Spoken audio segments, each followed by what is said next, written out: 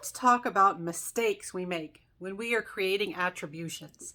I have mentioned in previous videos that when we create our attributions, we are not always correct. We do these things quickly, automatically. When you do things quickly and automatically, you're likely to make some mistakes from time to time. When you do make faulty attributions, faulty perceptions, they take root and grow like weeds. They are very persistent, and we are very reluctant to admit when we were wrong about our attributions. Some real-world examples of faulty attributions: people who are actors, right? People who portray good versus bad characters in TV and movies. We do this thing that we know, if we're using our logical thinking, we know that this doesn't make any sense to think this way, but we tend to think that they are like their characters. That actors who play bad guys or people who do something that breaks your heart in a particular show, they will get hate mail and hate comments on social media, and they're like, it's not really me. I didn't really do that. That's just my character. I am just an actor. But people will act as if, that's really who they are. Or the people who play the good guys, that play the sweet, sympathetic characters, then you find out, like, in real life, they said something mean, or they're not a nice person, or they have a reputation for being an a-hole, and you're like, oh, but they play the good guy. I'm so surprised. And it's like, well, why are we associating that actor with their role? This is just one example of how we have faulty perceptions or faulty attributions. All right, so one area of research relevant to mistakes that we make with attributions has to do with this phenomenon that we have labeled the fundamental attribution error, or sometimes abbreviated FAE, the fundamental attribution error.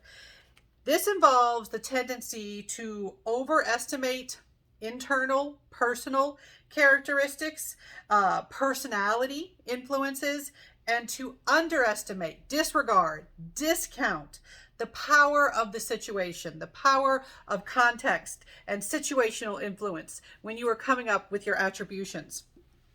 And so we have lots of examples that have to do with the fundamental attribution error, like with people, when we've done studies on how people interpret things on Facebook. I know Facebook is going out of style. It's becoming less relevant. We did the research because there was a time where people were checking Facebook frequently. That's how they were learning what their friends were up to. Now we're checking, we have other social media. You can insert other social media here to imagine this happening. All right, but when we look at someone's Facebook status to try to figure out, how they're doing right now, positive Facebook status updates where someone's like, hey, things are going great. Let me tell you how things are going great. We tend to think that their own personal characteristics or personality led them to have that great Facebook status. We tend not to think that that's because of passing circumstances, like just having a lucky opportunity or happening to know somebody who can help you with a certain situation, them not providing all the information about the situation, like in a situation where someone's like, hey, I got runner-up for this amazing award, and you're like, oh, they are just so determined and talented and intelligent. That's how they get those things, and you may not realize that the situation was unique and there were only two people who entered for the award, and so being runner-up is not that impressive. We don't even consider these things. We just assume, oh, they did that because they're amazing, they're awesome. We also see that when we hear about members of high status groups, when we hear about their successes, we will think that they have earned their membership in the high status group, and we will completely discount situational factors and privilege and inherited privilege that led to them being in a particular situation. So as an example, all right, famous rich celebrities like the Jenner Kardashian family or the Trump family. No, I'm not getting into politics. I'm using them as an example because they were famous for being rich before they were involved in politics. All right. So, or Elon Musk, another one. Yeah, when people talk about him like, oh, he's a genius, he accomplished so much, and it's like, okay, well, he did have some privilege. He was born to a family where his parents had an emerald mind that, it's not like he pulled himself up from poverty, and he had some privilege. He had some advantages that other people would not have if they were trying to accomplish the same things. But like when a member of the the Jenner Kardashian clan, when one of them accomplishes something like they start a new line, a new brand, and it's very successful, yes, they have some talents. They have to have some talents that they're bringing to the picture, of course, but you can't discount the fact that they've got these advantages that other people don't have, financial advantages and knowing people, having connections, being famous, being able to capitalize on celebrity. And then same thing with the Trump family. The fact that they got off to a good start. They are making attempts at starting businesses and doing other things. They're making attempts in a situation where you can't discount context and environment and privilege. Right? And another thing that we see, bullying. Bullying. And we will discuss bullying again later when we talk about some middle childhood issues. But with bullying, we often see that people will assume that bullying is happening because of internal characteristics of either the bully or the victim, rather than looking at larger contextual factors like lack of support in the environment, having a very stressful school environment. Overall, school environment factors are completely disregarded. People just don't give them much attention. They focus on what is it about this person that makes them a bully? What is it about this person that makes them an easy target for bullies? And there are personality factors that we have linked to these things, but we also know there are environmental factors too, and we tend to just not even think of those factors. Also, teachers. When students do badly in their classes or our classes, because I teach too, not through kindergarten through 12 teaching, but teach, at the college level. I teach classes. I grade students. When students do poorly, it is really easy to engage in the fundamental attribution error and just say they did poorly because they're not that bright. Or maybe they didn't try that hard because they're not a go-getter. Maybe they're not motivated. All right, so the thing is, and those things can certainly be true for any individual, there are other factors that can contribute to poor performance. They can include things like ineffective teaching. I always like to think, well, no, I've been trying so hard. It can't be that, but that is always a possibility that you should consider if you wanted to get the full picture.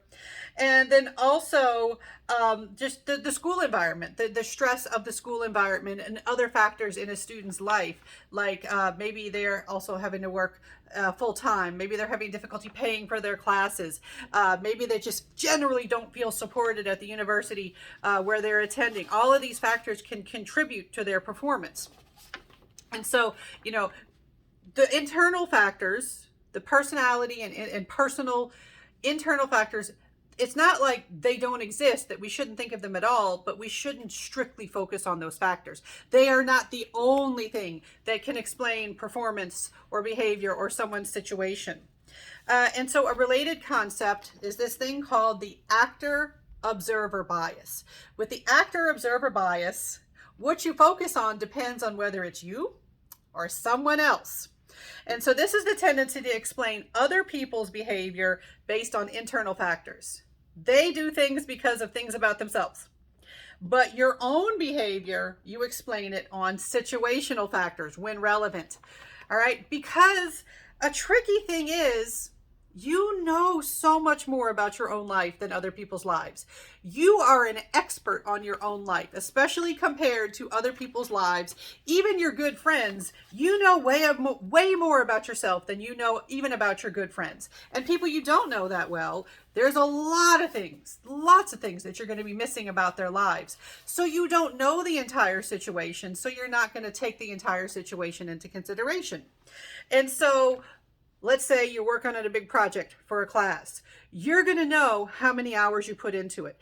You're going to know how much effort you put into getting the supplies and trying to come up with like the perfect topic, the perfect plan, you're going to know how much work you put into it.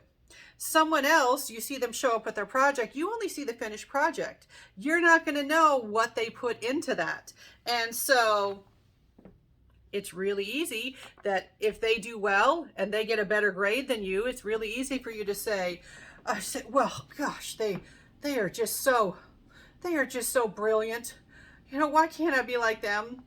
And you might not realize that they're in a situation where they got help, where maybe they already did a project for another class and they're reusing it.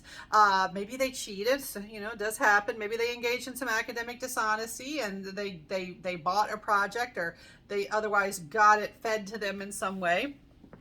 And if they do poorly, you'll be like, well, that person's an idiot. And then you're not going to know that they struggled really hard, that they have a learning disability that made it difficult for them to complete that particular project, that they had to work double shifts, that they're dealing with a death in the family, they're dealing with a hard breakup. You're not going to know all of those things. And so, you know, it's really easy for you to not even consider, well, there are situational factors that could be relevant here. And so you don't have access to what's going on in everybody else's lives. So you just focus on the person, because that's the easy way to do it. It's like, okay, well, it's easy for me to just say that person, they had something happen to them, or they ended up in a particular situation because of something about them. It's just easier. It's easier to think that. And so it depends on the situation. We are much more likely to believe it depends on the situation for our own situation, our own successes or failures. But for other people, we're more likely to say, well, that's because of them. That's because something about them. All right. So we have plenty. Think of your own life.